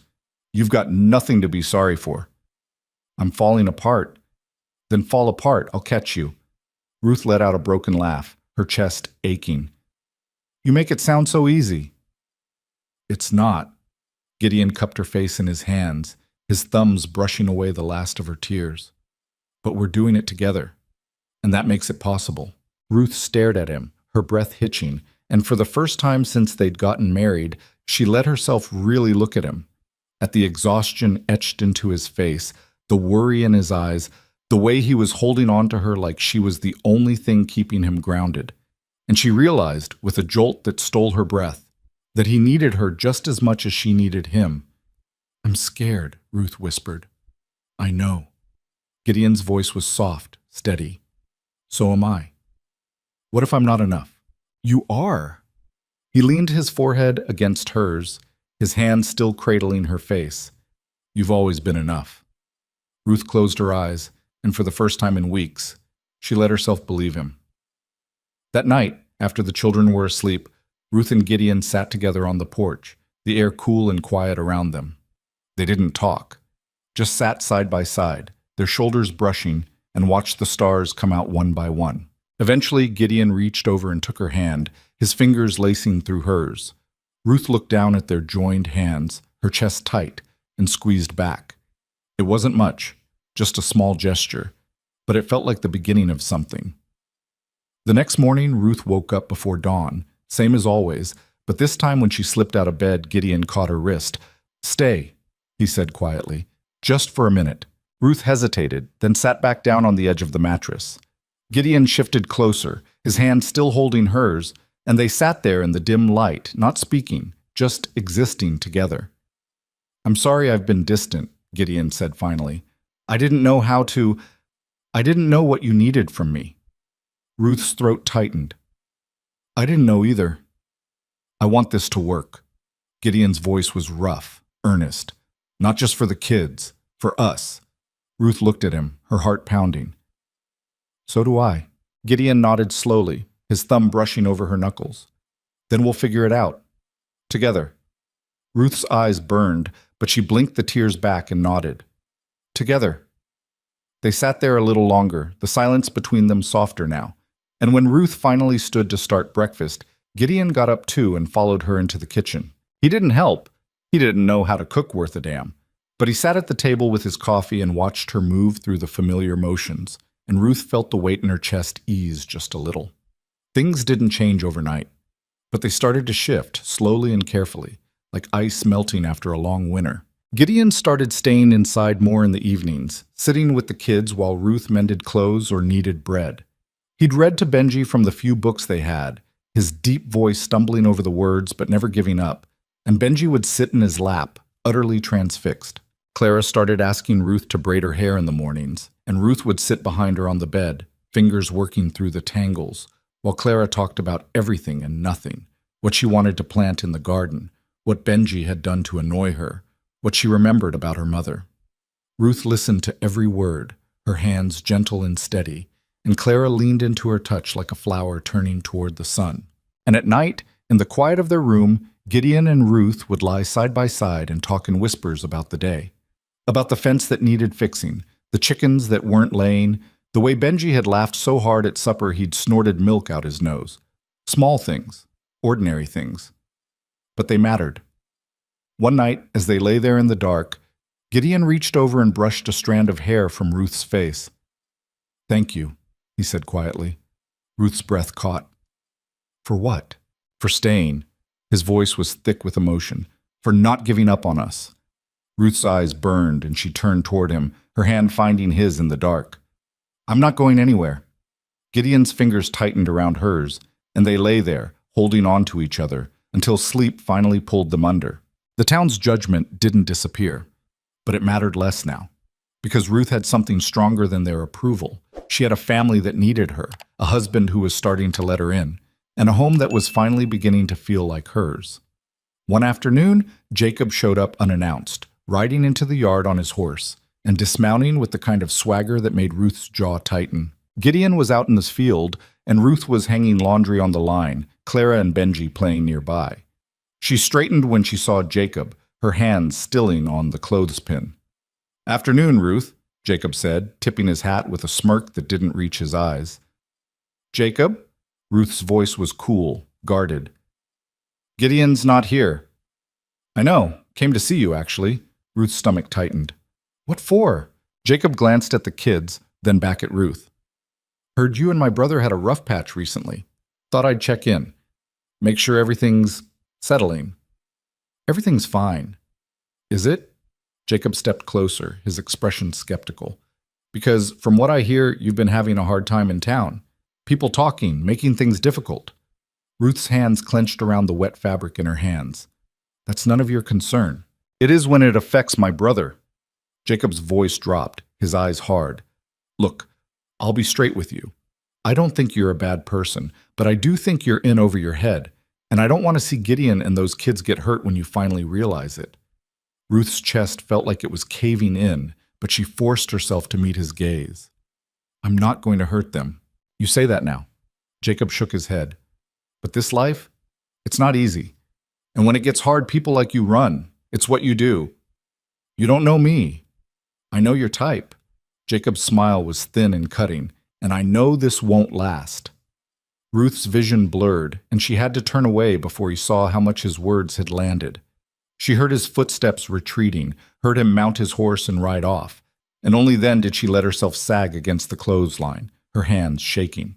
Clara appeared at her side, her small hand slipping into Ruth's. Are you okay? Ruth looked down at her at the concern in her eyes and forced a smile. I'm fine, sweetheart. Uncle Jacob's mean. Ruth let out a shaky laugh. Yeah, he is. Clara squeezed her hand. You're not going to leave, are you? No. Ruth's voice was firm, even though her chest felt like it was cracking open. I'm not leaving. Clara nodded, satisfied, and ran back to play with Benji. Ruth stood there, gripping the clothesline, and let herself feel the full weight of Jacob's words. Let them settle into her bones, sharp and ugly. And then she took a breath, straightened her shoulders, and went back to hanging the laundry. Because she'd made a choice, and she was damn well going to see it through. That evening, when Gideon came home, Ruth told him about Jacob's visit. She kept her voice steady, matter of fact, but Gideon's expression darkened with every word. I'll talk to him, Gideon said, his jaw tight. Don't. Ruth shook her head. It won't change anything. He's always going to think I'm not good enough. He's wrong. Maybe. Ruth looked down at her hands. But part of me wonders if he's right. Gideon crossed the room and tilted her chin up, forcing her to meet his eyes. He's not. And I'm done letting him make you doubt yourself. Ruth's throat tightened. What are you going to do? Whatever it takes, Gideon's voice was low and fierce. You're my wife, Ruth, and I'll be damned if I let anyone, family or not, treat you like you don't belong here. Ruth stared at him, her heart pounding, and for the first time since Jacob had ridden into the yard, she felt the weight in her chest start to lift. Thank you, she whispered. Gideon leaned down and pressed a kiss to her forehead, his lips warm and gentle. You don't have to thank me. This is what family does. Ruth closed her eyes and let herself lean into him. And when his arms came around her, she finally let herself believe that maybe, just maybe, she really did belong here. The next Sunday, Gideon took the whole family into town. Ruth tried to argue, tried to say she'd rather stay home, but Gideon was insistent. We're going together, he said firmly, as a family. So they hitched up the wagon and rode into town, Clara and Benji chattering in the back while Ruth sat beside Gideon, her hands twisted together in her lap. When they pulled up in front of the general store, heads turned. People stopped their conversations. their eyes following the Holt family as they climbed down from the wagon. Gideon took Ruth's hand and held it tightly, his expression daring anyone to say a word. They walked into the store together, and Ruth felt every stare, every whisper, every judgment. But Gideon didn't let go of her hand. He just kept walking, his chin high, his grip steady. And Ruth realized, with a jolt that stole her breath, that he was standing with her. Not just beside her, with her. When they left the store, supplies loaded into the wagon, Gideon helped Ruth up and then climbed in beside her. He didn't say anything, just took the reins and started the horses moving. But as they rolled out of town, he reached over and took her hand again, his fingers lacing through hers. And Ruth squeezed back, her chest full to bursting, because for the first time since she'd arrived, she didn't feel like she was fighting this battle alone. That moment in the wagon, Gideon's hand wrapped around hers, the town fading behind them, stayed with Ruth for days. It sat warm in her chest, a small ember of something she hadn't felt in years. Not quite love, not yet, but the possibility of it. The sense that maybe she wasn't fighting this alone anymore. Spring came early that year, creeping in on soft winds that smelled like wet earth and new grass. The garden exploded with life, peas climbing their stakes, carrots pushing green tops through the soil, tomatoes flowering in neat rows. Ruth spent hours out there, her hands buried in the dirt, while Clara worked beside her and Benji dug holes for no reason other than the joy of digging. The ranch itself started to change too. Gideon fixed the barn door that had been hanging crooked for months. He patched the roof over the chicken coop and replaced the broken boards on the porch steps. Small things, but they added up. The place stopped looking like something barely holding together and started looking like a home people actually cared about. Ruth noticed the shift in Gideon too. He smiled more. Not often and never without reason, but when Benji said something ridiculous or Clara showed him a perfect row of seedlings she'd planted, his face would soften in a way that made Ruth's chest ache. And at night, when they lay in bed, the space between them grew smaller. Not gone. There was still hesitation there, still careful distance, but smaller. Sometimes their hands would brush in the dark, and neither of them would pull away. One evening, after supper, Benji climbed into Ruth's lap while she sat in the rocking chair by the window. He smelled like dirt and sweat and the soap she'd scrubbed him with earlier, and he settled against her chest with a contented sigh. "Ruth?" he said, his voice sleepy. "Yeah, sweetheart? Are you going to stay forever?" Ruth's throat tightened. She smoothed his hair back from his forehead, her fingers gentle. "That's the plan." "Good." Benji yawned, his eyes drifting closed. "I don't want you to go." "I'm not going anywhere." Benji was quiet for a moment, then he mumbled, "Can I call you Mama?" Ruth's breath caught. She glanced across the room at Gideon, who had gone very still, his eyes locked on them. Clara was sitting at the table with a book, but her head was tilted slightly, listening. Ruth looked down at Benji, at his sleepy face and his complete trust, and felt something crack open inside her. "If you want to," she said softly. Benji smiled, his eyes already closed. "Okay, Mama."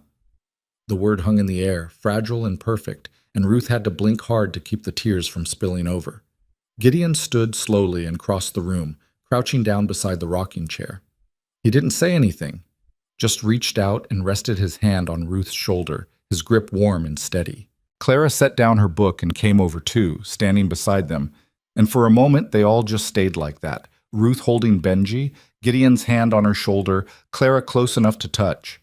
And Ruth thought, for the first time since she'd lost her husband and her home and everything she'd ever built, that maybe she'd found something better. Not perfect, not easy, but real. The town didn't give up its judgment easily. But something shifted after that Sunday when Gideon had walked through the general store holding Ruth's hand like he didn't care who saw.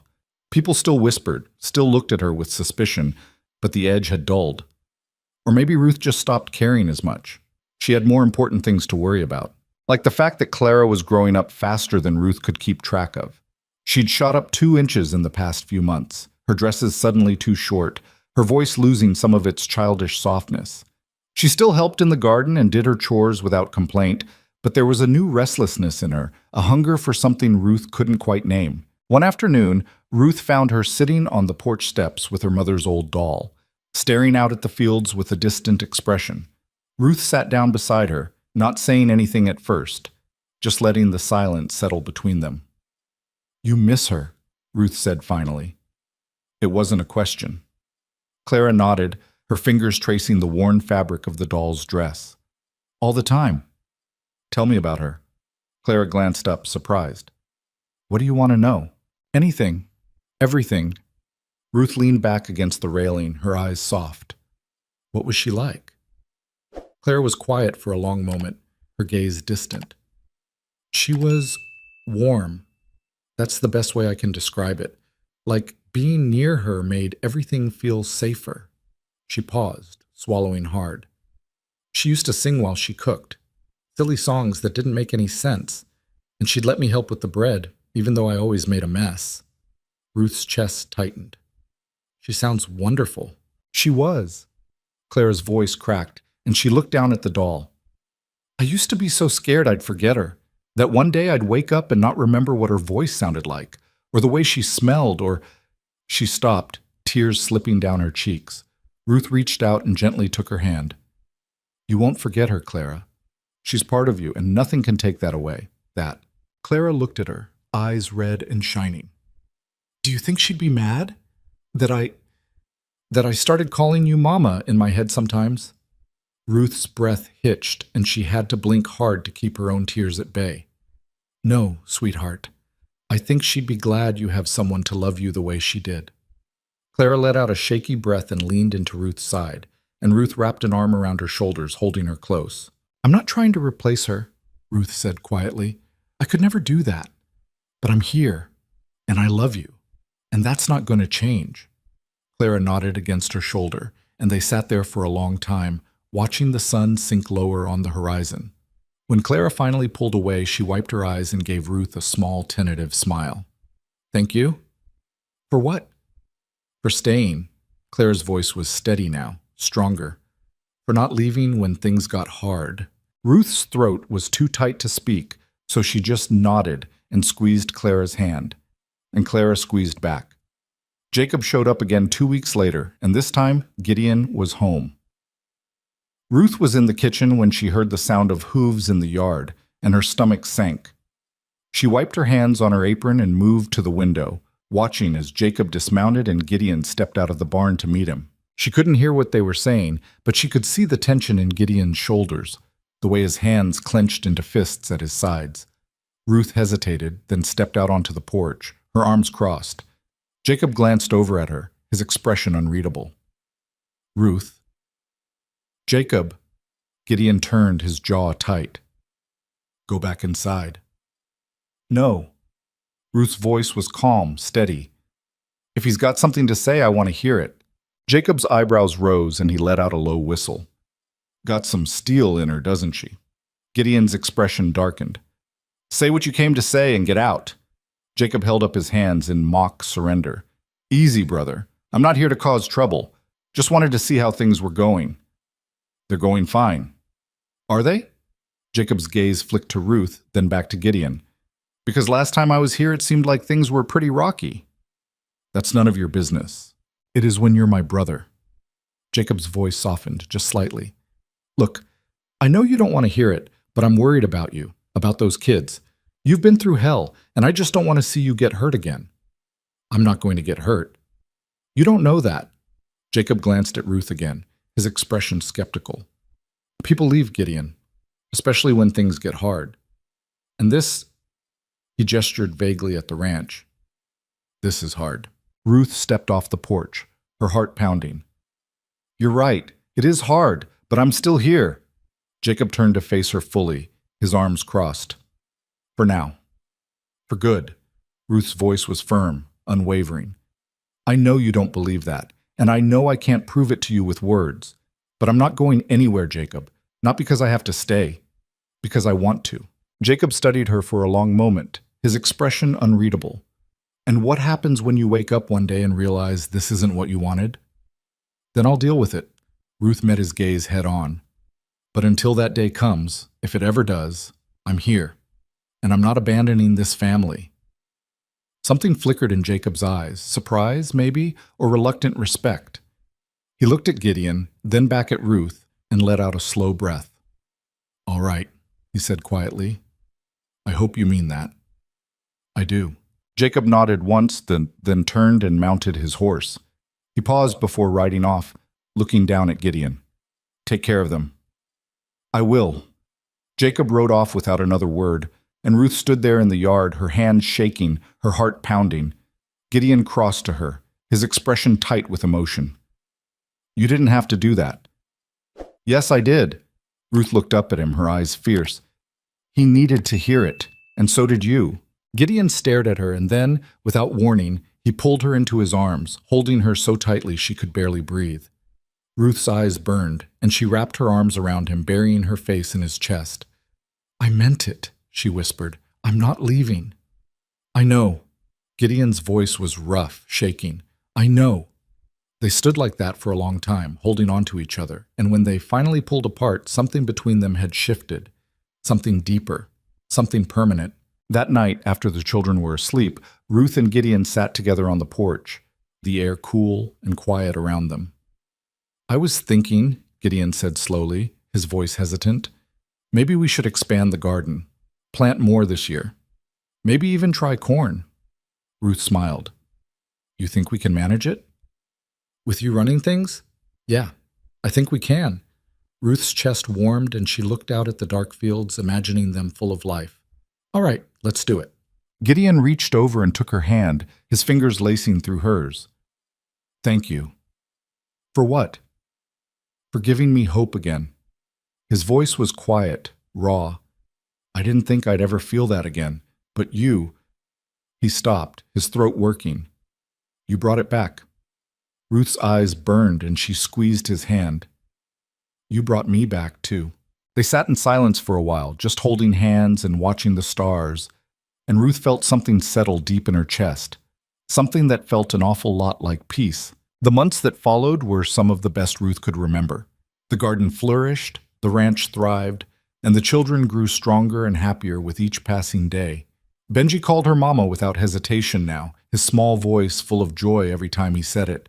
Clara was slower, more careful, but one morning she slipped and said it, Mama, can you help me with this?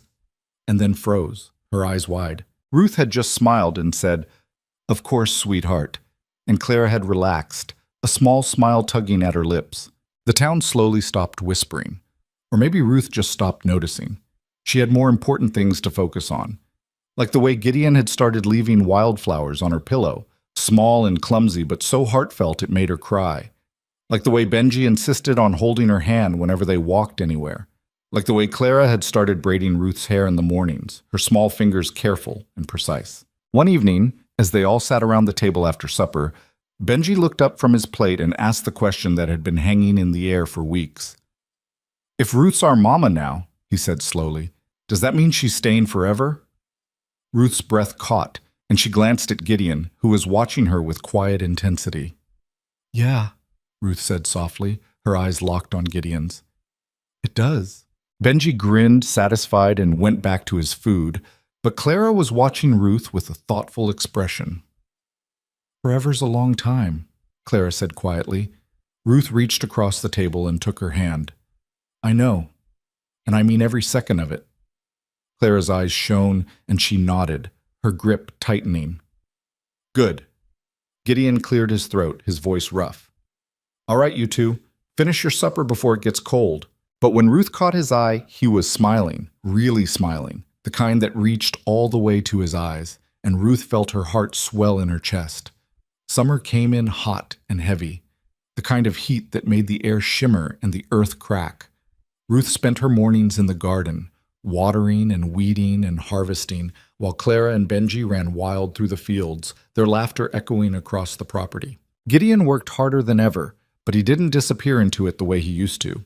He came home for lunch now, sitting at the table with Ruth and the kids, and sometimes he'd linger after the meal was done, just talking, about nothing and everything. About plans for the ranch, about memories from before Ruth had arrived, about hopes for the future. And one night, as they lay in bed, Gideon turned to Ruth and said the words she'd been waiting to hear without even knowing it. I love you. Ruth's breath caught, and she turned to face him, her eyes wide. Gideon reached out and cupped her face in his hand, his thumb brushing over her cheek. I know it took me a while to say it, but it's true. I love you, Ruth. Not because you take care of my kids or keep the house running, but because you're you. And I can't imagine my life without you anymore." Ruth's eyes burned and she let out a shaky laugh. "I love you too." Gideon's expression softened and he leaned in, pressing his forehead to hers. "Yeah? Yeah?" Ruth's voice was thick with emotion. "I think I have for a while now. I just didn't know how to say it." Gideon kissed her then, slow and gentle, and Ruth felt something inside her finally let go. All the fear, all the doubt, all the years of carrying everything alone, it all melted away, leaving only this man, this family, this life. When they pulled apart, Ruth was crying, and Gideon wiped her tears away with his thumb, his smile soft and full of wonder. "You're stuck with me now," Ruth said, her voice wobbling. "Good." Gideon pulled her close, his arms wrapping around her. "Because I'm not letting you go." They fell asleep like that, tangled together, and for the first time in years, Ruth didn't wake up in the middle of the night scared that it would all disappear. Autumn arrived with a riot of color, the cottonwoods turning gold and the air cooling to something crisp and clean. The harvest was good, better than Gideon had seen in years, and they spent weeks canning vegetables and drying herbs and storing everything away for winter. Clara turned 7, and Ruth baked her a cake with frosting made from the last of the summer berries. They didn't have candles, so they sang anyway, and Clara laughed so hard she cried, and Benji ate so much cake he made himself sick. It was messy and loud and chaotic, and Ruth loved every second of it. One afternoon, as Ruth was folding laundry in the bedroom, she found Gideon's old shirt, the one he'd been wearing the first night she'd met him. She held it up, remembering the way he'd looked that night, exhausted and broken and desperate. And she thought about how far they'd come, how much had changed. Gideon came in a moment later, and he paused when he saw what she was holding. "That old thing," he said, shaking his head. "I should have thrown it out months ago." Ruth smiled. "It's got character." Gideon crossed the room and wrapped his arms around her from behind, resting his chin on her shoulder. "You know what I was thinking?" Ruth leaned back into him. "What?" "I was thinking we should get a dog, for the kids." Ruth laughed. "A dog?" "Yeah. Benji's been asking for one for months, and I think Clara would like it too." He paused. "What do you think?" Ruth turned in his arms, looking up at him. "I think that sounds perfect." Gideon smiled and kissed her forehead. "Then we'll get a dog." They got the dog 2 weeks later, a scruffy mutt from a farmer a few towns over who was trying to get rid of a litter. Benji named him Biscuit, and the dog followed him everywhere, loyal and goofy and completely devoted. Clara pretended she didn't care, but Ruth caught her sneaking biscuit scraps under the table and letting him sleep at the foot of her bed. The ranch felt fuller now, louder, more alive, and Ruth realized, with a jolt that stole her breath, that she was happy. Truly, deeply happy. Not in spite of the hard work or the struggles or the judgment from the town, but because of what she'd built in the face of it all. She'd taken a broken family and helped make it whole again. She'd found a man who'd been lost in grief and reminded him what it felt like to hope. She'd given 2 children a mother who would fight for them, who would stay no matter how hard things got. And in doing so, she'd found herself. Winter came hard and fast that year, the first snow falling in thick, silent sheets that blanketed the ranch in white. Ruth stood at the kitchen window one morning, watching the world transform, and felt Gideon's arms wrap around her from behind. "Beautiful, isn't it?" he murmured. "Yeah." Ruth leaned back against him, her hands resting over his. "It really is." They stood like that for a while, just watching the snow fall, and Ruth thought about all the winters she'd survived alone. All the cold nights and empty houses and desperate, lonely miles. And she thought about how none of it mattered anymore, because she was home now. Really, truly home. Clara and Benji came running in a few minutes later, their cheeks flushed and their voices high with excitement. "Mama, can we build a snowman?" Benji asked, tugging on Ruth's skirt. Ruth smiled down at him.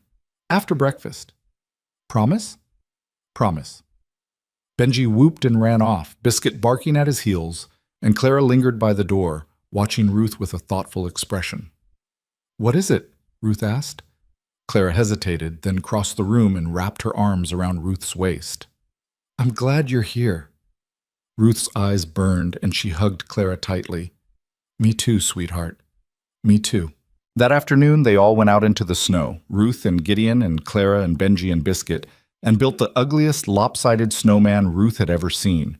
Benji insisted on giving it a carrot nose that was far too big, and Clara found sticks for arms that didn't match, and Gideon wrapped his scarf around its neck with a grin. They stood back to admire their work, and Benji declared it the best snowman in the entire world. Ruth laughed, her breath misting in the cold air, and Gideon pulled her close, pressing a kiss to her temple. "This is good," he said quietly. "This is really good." Ruth looked around at her family, at Clara throwing snowballs at Benji, at Biscuit leaping through the drifts, at Gideon holding her like she was the most precious thing in the world, and felt her chest swell with something too big to name. "Yeah," she whispered. "It really is." That night, after the children were asleep and the house had gone quiet, Ruth sat at the kitchen table with a cup of tea and thought about everything that had brought her to this moment. The loss, the grief, the endless, exhausting miles, the fear that she'd never find a place where she belonged. And she thought about the choice she'd made, to step into that cold kitchen and light the stove, to stay when every instinct told her to run, to fight for this family, even when she didn't believe she was strong enough. Because that's what love was, Ruth realized. Not some grand, sweeping emotion that made everything easy, but the quiet, stubborn decision to keep showing up, to keep trying, to keep choosing each other, even when it was hard, especially when it was hard. Gideon came into the kitchen, his hair rumpled from sleep, and sat down across from her. "Couldn't sleep?" he asked. Ruth shook her head. "Just thinking." "About what?" Ruth smiled. "About how lucky I am." Gideon reached across the table and took her hand, his thumb brushing over her knuckles. "I'm the lucky one. We both are." They sat there in the quiet, holding hands, and Ruth felt the last piece of herself fall into place. She wasn't a drifter anymore. Wasn't a widow struggling to survive. Wasn't a woman too plain or too tired or too broken to be loved. She was Ruth Holt, wife, mother, the heart of a family that had been shattered and rebuilt, stronger than before. And she was home. Spring came again, and with it, new life. The garden burst into bloom, the chickens started laying again, and the ranch hummed with activity. Ruth planted twice as much as the year before, her hands sure and steady in the soil, while Clara worked beside her and Benji dug his holes and Biscuit chased rabbits through the fields. One afternoon, as Ruth was kneeling in the dirt, she heard footsteps behind her and looked up to see a woman standing at the edge of the garden. She was young, maybe in her early 20s, with a tired face and a canvas bag slung over her shoulder. Ruth's heart clenched. She knew that look, had worn it herself not so long ago. "Can I help you?" Ruth asked, standing and brushing the dirt from her hands. The woman hesitated. "I'm sorry to bother you. I've been walking for a while and I saw your place, and I thought maybe—" She stopped, her voice shaking. "I thought maybe you might have some work. Or just, I don't know, a meal, maybe." Ruth stared at her, seeing herself in every line of the woman's face. The exhaustion, the desperation, the fragile hope that someone, somewhere, might show her a little kindness. "What's your name?" Ruth asked gently. "Emma." Ruth smiled. "Well, Emma, come on inside. Let's get you something to eat." Emma's eyes filled with tears. "Thank you." Ruth led her into the house, and as she set a plate of food in front of her, she caught Gideon's eye across the room. He was watching her with a quiet, knowing expression, and Ruth gave him a small smile, because she understood now. Understood that the kindness she'd been shown, the grace she'd been given, wasn't just for her. It was something to be passed on, to be shared with the next lost soul who wandered up the path, looking for a place to belong. Emma stayed for 3 days, helping with the chores and eating her fill, and when she left, she had a bag of food and a little money Ruth had pressed into her hand. "Thank you," Emma said, her voice thick with emotion. "You don't know what this means." Ruth squeezed her hand. "I do, and you're going to be all right." Emma nodded, tears streaming down her face, and then she turned and walked down the path, her steps a little steadier than they'd been when she arrived. Ruth watched her go, and Gideon came up beside her, slipping his arm around her waist. "You gave her hope," he said quietly. Ruth leaned into him. Someone did the same for me once. Gideon kissed her temple, and they stood there together watching the road. And Ruth thought about how strange and beautiful life was. How you could lose everything and still find a way to build something new. How you could be broken and still be whole. How you could wander for years and finally find your way home. Because that's what this was. Home. Not a place, but a feeling, a choice, a family. And Ruth had chosen it every single day.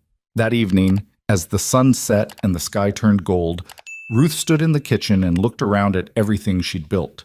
The bread rising on the counter, the flowers Clara had picked sitting in a jar by the window, the sound of Benji's laughter echoing from the yard, the warmth of Gideon's hand resting on her shoulder. And she smiled, because she'd arrived at this ranch with nothing but a canvas bag and a broken heart, and she'd turned it into something that mattered, something real, something worth fighting for. She'd found a family that needed her, and in loving them, she'd learned how to love herself again. It wasn't perfect, it wasn't easy, but it was hers, and that was more than enough.